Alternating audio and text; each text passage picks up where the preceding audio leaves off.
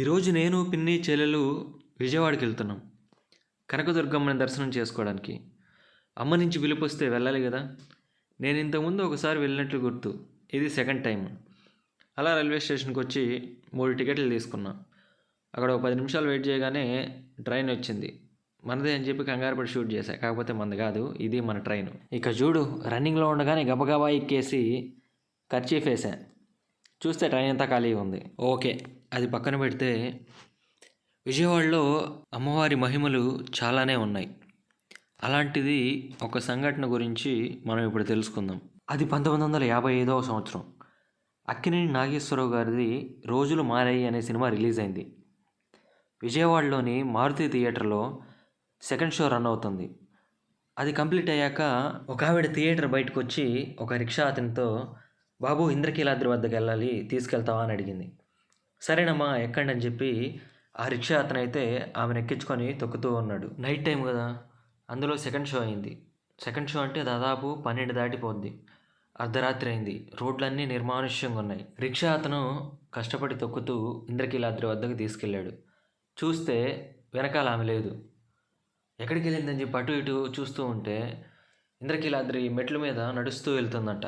అతనేమో అమ్మ మీరు డబ్బులు ఇవ్వలేదని చెప్పి గట్టిగా అరిచాడు. తను వెనక్కి తిరిగి నీ తలపాగాలో పెట్టాను చూసుకో అని చెప్పి సమాధానం ఇచ్చింది. అతనేమో ఆశ్చర్యపోయాడు. తలపాగాలో పెట్టడం ఏంటి అని కొంచెం డౌట్తోనే తలపాగా తీసి చూస్తే అందులో 10 రూపాయలు ఒక గాజు ఉందంట. అవి చెక్ చేసుకున్నాక మెట్ల వైపు తిరిగి చూస్తే అక్కడ ఎవరూ లేరు. ఇంక అతనికి భయం వేసి అందరినీ పిలిచి గట్టిగా అక్కడ ఏం జరిగిందో వాళ్ళందరికీ చెప్పాడు. చెప్తే అక్కడ ఉండే వాళ్ళు ఎవరు, ఎలా ఉన్నారు, ఏంటి అని అడిగితే పెద్ద బొట్టుతో ఎర్ర చీర కట్టుకొని ఉంది అని చెప్పి వాళ్ళతో అయితే చెప్పాడు. ఇంకా తనకు అప్పుడు కానీ అర్థం కాలేదు. ఇప్పటిదాకా తన రిక్షాలో ఎక్కించుకొని ఇంద్రకీలాద్రి దగ్గరికి తీసుకొచ్చింది సాక్షాత్తు అమ్మవారినని. ఇలాంటివి విజయవాడలో చాలా సంఘటనలు జరిగాయంట. ఇంకో ఇంట్రెస్టింగ్ థింగ్ ఏంటంటే అమ్మవారి ముక్కు పుడక. ఆ ముక్కు పుడకని ఎప్పుడైతే కృష్ణా నది టచ్ చేస్తుందో అప్పుడు ఒక ప్రళయం వచ్చి భూమంతా అంతమైపోతుందని శ్రీ పోతులూరి వీరబ్రహ్మేంద్ర స్వామి తన కాలజ్ఞానంలో రాశారంట. ఓకే, ఇన్ని ఇంట్రెస్టింగ్ విషయాలు తెలుసుకునేసరికి మనం కొండ మీదకి వచ్చేసాం.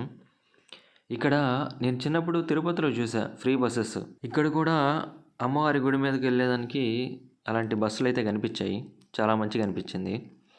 ఇక్కడ చూడండి, పైకి వచ్చేసాం. ఇంకా అమ్మవారిని దర్శనానికి వెళ్ళాలి. దర్శనానికి పెద్దగా టైం ఏం పట్టలేదు. ఒక 15-20 మినిట్స్లోనే అయిపోయింది త్వరగా. అక్కడ మనకి 300 రూపీస్ 100 రూపీస్ టికెట్స్ కూడా ఉన్నాయి. కాకపోతే మనం ఫ్రీ దర్శనంలోనే వెళ్ళాము. త్వరగా బయటకు వచ్చేసాం. అమ్మవారి దర్శనం అయ్యాక దుర్గమల్లేశ్వర స్వామి అని శివలింగం ఒకటి ఉన్నింది. భలే ఉంది అదైతే. తర్వాత బయటకు వచ్చి అమ్మవారి అన్నదానం 3వ ఫ్లోర్లో ఏమో జరుగుతుందంటే అక్కడ ఎలాగో కనుక్కొని వెళ్ళి అన్నదానంలోనే మనం ఫుడ్ తినేసి వచ్చాము. అన్నదానం చాలా బాగుంది. దర్శనం కూడా మనకి చాలా బాగా అయింది. ఇంతకుముందు ఇరుకలాల పరమేశ్వరి అమ్మవారు వీడియో చేసినప్పుడు అందులో కూడా నైట్ టైమ్స్ అమ్మవారు తిరుగుతూ గజ్జల సౌండ్ వినిపించేదని చెప్పి అయితే చెప్పాను. ఇక్కడ విజయవాడలో కూడా నైట్ టైమ్స్ అమ్మవారు తిరుగుతుంటారంట. గజ్జల సౌండ్ కూడా వినిపించేదని చెప్పి అక్కడ స్థానికులు కూడా చెప్తూ ఉంటారు. అప్పట్లో అయితే బయట ఎవరు పడుకునే దానికి సాహసం చేసేవాళ్ళు కాదంట. ఎందుకంటే అమ్మవారు తిరుగుతుంటారు కదా అని చెప్పి ఆ భయంలో ఎవరు బయట కూడా పడుకునేవాళ్ళు కాదంట. ఇవి అమ్మవారి గురించి మనకు తెలిసిన విశేషాలు. మన జర్నీ కూడా అయిపోయింది. తిరిగి నెల్లూరుకి వచ్చేసాం. మళ్ళీ నెక్స్ట్ వీడియోతో కలుద్దాం. Bye, see you, Tata.